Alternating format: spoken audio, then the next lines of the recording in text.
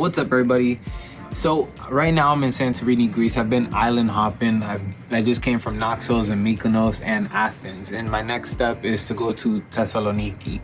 So I wanted to talk to you about getting to Greece, because right now it can be pretty challenging, especially if you're not from the EU. It's kind of challenging for me to actually get here, and so I want to talk to you about the things that you must keep in mind if you want to come here.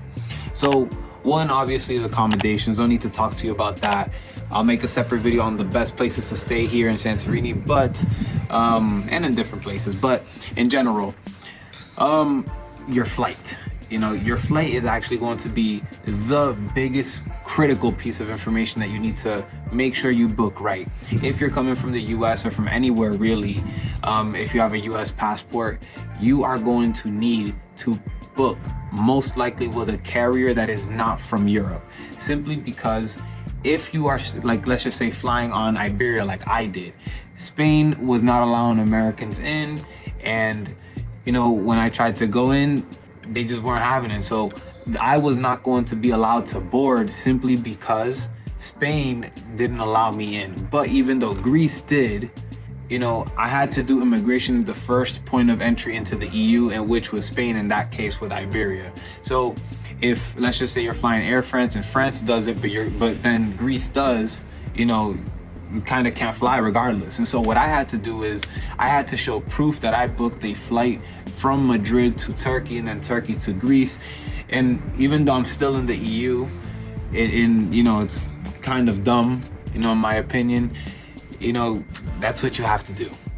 And so even though they're like a whole union, they're not really united. And it's a whole bunch of different countries, a whole bunch of different rules. And so that is one of the biggest pieces of information. So once again, to kind of recap that, if you're flying from the US, you're going to want to fly on like Turkish Airlines or anything that just goes directly into Greece. And so such as like Delta has a flight from New York, United has one from, I think it's New Jersey, and Emirates might actually have one also from New Jersey. If not, I know they go somewhere around here. I know it's to Turkey or to Athens. I'm pretty sure it was to Athens. But point is, you need something direct, or you need to fly on like Turkish Airlines or Qatar Airways, something that's not European. After that, you're pretty good. Just get your COVID test PCR within 72 hours, and you're good to go.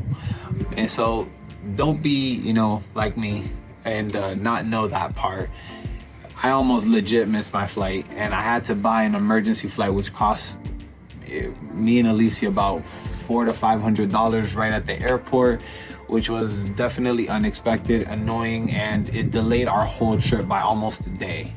And so if you aren't, let's just say, quick to think like that, with like how I know the travel stuff, you probably would have just missed your whole flight, and you might have lost out money on your whole vacation that you pre-booked and did all of this stuff for, and it would have been a really bad situation.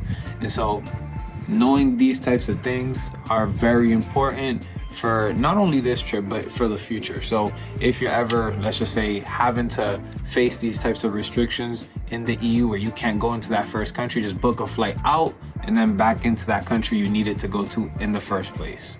So that's really it for this video, guys. Thank you so much for watching. Hopefully this information will help you or has helped clarify something. Please like, please comment, please subscribe, and I'm going to show you how to become a citizen of the world. Thank you.